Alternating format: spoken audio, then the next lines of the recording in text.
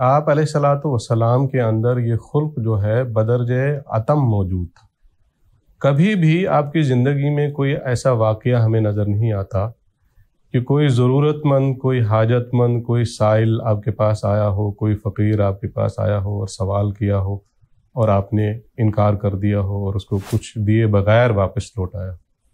ہمیشہ ہمیں یہ نظر آتا ہے کہ جب بھی کوئی سائل، بلکہ سائل کے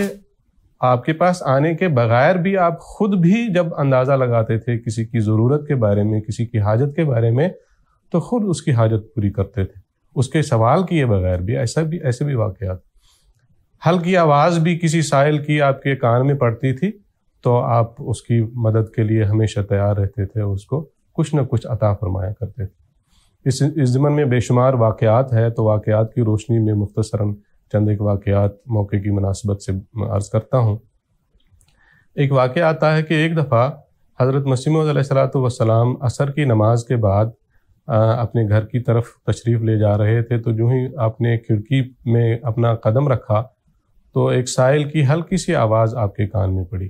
لیکن مسجد میں غالباً شور بھی تھا اور شاید کچھ اور بھی آپ کے ذہن میں کسی اور چیز کے بارے میں کچھ سوچ رہے تھے، تو وہ سائل کی آواز جو ہے وہ مدھم سی آپ کے کان میں پڑی اور آپ اندر تشریف لے گئے۔ لیکن جو ہی آپ اندر تشریف لے گئے تو اندر پہنچتے ہی وہ سائل کی آواز جو ہے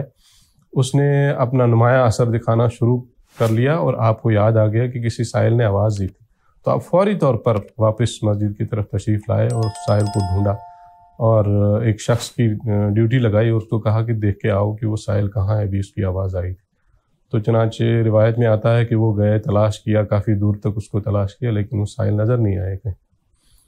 تو اسی دن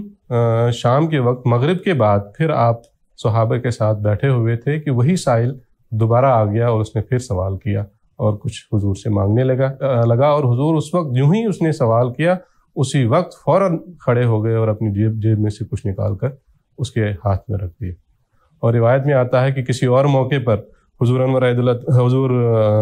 الصلوۃ والسلام نے اس واقعے کا ذکر فرمایا اور فرمایا کہ اس دن جو سائل، بڑے اہم کلمات ہیں حضور کے، اس لیے میں بیان کر رہا ہوں۔ حضور فرماتے ہیں اس دن جو وہ سائل نہ ملا، میرے دل پر ایسا بوجھ تھا کہ مجھے سخت بے قرار کر رکھا تھا اور میں ڈرتا تھا کہ مجھ سے معصیت سرزد ہوئی ہے کہ میں نے سائل کی طرف دھیان نہیں کیا اور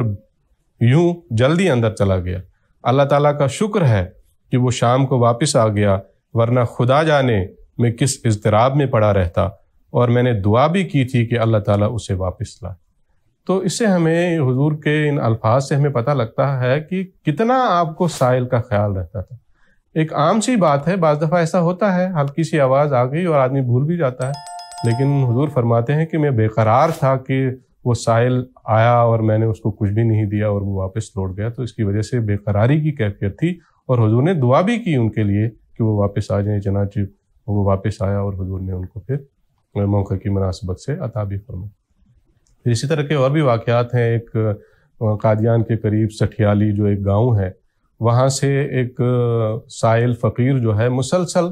آتا تھا اور آواز دیتا تھا، غلام احمد روپیہ لینا ہے۔ مسجد مبارک کے نیچے زور سے آواز دیتا تھا حضور کو مخاطب کر کے۔ لوگ جو دیکھتے تھے، وہ جب حضور کو اگر آواز پہنچی تھی تو فوری طور پر عطا فرماتے تھے، بعض دفعہ آواز نہیں بھی جاتی تھی تو وہ دہراتا تھا بار بار اپنے یہ کلمات۔ تو بعض لوگ جو آ رہے ہوتے تھے، جا رہے ہوتے تھے، وہ اس کو ٹوکتے بھی تھے، منع بھی کرتے تھے کہ تم کیوں بار بار اس طرح آوازیں لگا رہے۔ لیکن جب حضور کو اس کا علم ہوتا تھا تو آپ سخت ناپسند فرماتے تھے کہ اس کو ٹوکا مت کرو، کہ جب بھی آئے مجھے آواز دے تو اس کو ٹوکا مت کرو۔ تو جب بھی آتے تھے وہ حضور ان کو عطا کرتے تھے اور ہمیشہ کچھ نہ کچھ ان کو دیتے تھے، کبھی بھی نا امید یا خالی ہاتھ ان کو واپس نہیں کیا۔ اسی طرح ایک واقعہ اور آتا ہے کہ ایک فقیر باہر سے کہیں سے آیا تھا، وہ رمضان کا مہینہ تھا، صبح کے وقت اٹھتا تھا اور زور زور سے اشعار پڑھتا تھا، مسیح موعود علیہ الصلوۃ والسلام کے بھی بعض اشعار اور بعض آپ کے اصحاب کے اشعار زور زور سے پڑھتا تھا اور مانگتا تھا، سوال کرتا رہتا تھا۔ حضرت مسیح موعود علیہ الصلوۃ والسلام ہمیشہ اس کو کچھ نہ کچھ دیا کرتے تھے اور وہ ہمیشہ ایک بات بتاتا تھا، میرا پیالہ بھر دو۔ تو عید کا دن تھا، رمضان ختم ہونے کے بعد عید کا دن تھا، وہ مسجد کے قریب غالباً بیٹھا تھا، حضور علیہ الصلوۃ والسلام پاس سے گزرے تو دیکھا کہ وہ بیٹھا ہوا ہے اپنا پیالہ لے کے، تو حضور نے اس کے پیالے میں کچھ ڈال دیا. اس وقت بھی اس نے یہی کہا کہ میرا پیالہ بھر دو. تو جب باقی لوگوں نے دیکھا کہ حضور علیہ الصلوۃ والسلام نے اس کے پیالے میں کچھ ڈال دیا ہے تو انہوں نے بھی حضور کی ابتدا میں ان کے پیالے میں ڈالنا شروع کیا, اور اس طرح روپیہ اس کے پیالے میں آ گیا کہ اس کا پیالہ جو ہے واقعتاً بھر گیا اور وہ بڑی خوشی خوشی وہاں سے چلا گیا.